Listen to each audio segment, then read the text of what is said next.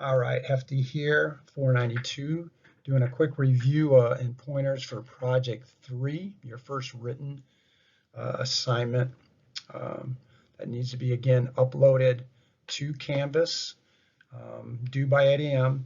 This one, if you can have a late submission on these written projects, but then again, it's a minus 10% each day it is late. Key point here. If you feel like you don't have a quality product by the due date and time, you're better off to go ahead and take the extra day, take the minus 10% and have a quality project. Because again, every project you're doing is a component of the final project. So you'll eventually have to redo it anyway. Project overview here. This is where you're going to start to talk about and describe what type of business you want to design for the course. It can be anything in the health industry. Hopefully we've had some discussion on that if you're not sure, but should be pretty straightforward. Again, you want to use, when describing the business style, use some of the information from the CPDs we've been using. Use the terminology from the 4 different types that we had right away in the first 2 chapters of the textbook and the first CPD. Again, it can be a combination of those right there. Again, we also want to use the research now that we've been getting from the discussion shares then also. You must then use TRI writing methods. So when you first describe it, you want to describe that business type in detail using some of the terminology, common language that we've all started to learn here in the business industry.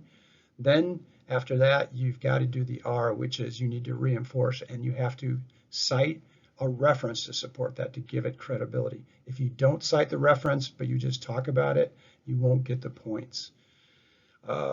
Make sure here also you include quality controls. Those are great ways to measure and see if your vision and your goals are being met. So you need those concrete evaluation tools. That's where then in the I, after the R, you need to talk about using I statements, how you will concretely accomplish what you want to accomplish.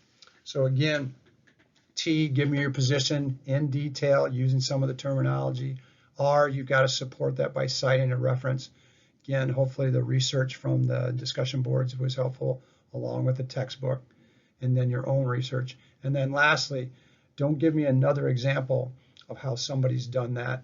Give me an example of how you are concrete using I and we statements. Again, there's writing mechanics with all of this, so make sure you go through that. You see there's going to be a minimum number of references you need to list, and then there needs to be proper formatting with subheadings and headers and so forth. All right, here is the actual rubric. I'll go through it in detail so you make sure you can answer it correctly. Each section in the yellow, A, B, and C, those need to be headers. So again, the first one, A, is your business organizational design. This is the type of business you are going to design for the class. So when we say organization, it's the same as saying your small business. Then point 1, 2, and 3, these numbers that you need to have subheadings for each of them. And you can make those titles whatever you want for those. For example, number 1, you can just label subheading as business type. Here I'm giving you direct information of where to find the terminology used, and we want to use chapter 2 from the textbook. There's 4 types there you want to start to describe and cite then as a reference from the textbook the type of business you are going to build. Number 2 then, chapter 1 talks about business situational leadership theory. Pick which one you want to use from that, and again cite that for how you're going to incorporate leading your business and your staff. Number 3 then is a lecture we talked about in weeks 2 through 4 is your preferred learning style. We want to talk about what yours is and then talk about how you can apply that to your staff training. Again, this would be a personal communication citation, in-text citation from lecture. Section B then, this is a header again. We're going to talk about professional leadership and management. You can see we've got 5 different subheadings then. You want to do TRI for your leadership definition, then for management definition, then you want to talk about your leadership goals, things you value, again TRI, and then 4 would be leadership objectives. These are not the same as goals. These are specific strategies of how you're going to achieve the goals you just listed above. Again, Chapter 3 talks about specifically for recruiting best staff. That's one area you could talk about with objectives. Number 5 then is evaluation methods, TRI for that. And again, this is Chapter 4 from the textbook. Last then, Section C, and this will be for every project. You need to list all of your references. The header is list of references.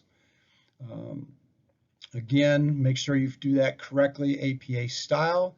Even if you do not cite a textbook, but you've read some of it or something from the discussion research that was listed from your peers, still cite that or list that as a reference.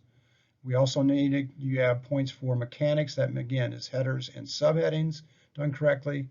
And then you can see here with this project, you need a minimum of 5 references, so there's not bias. Again, you must always list the textbook, even if you don't cite it, because you're using it. And then last, your Turnitin references from your sources.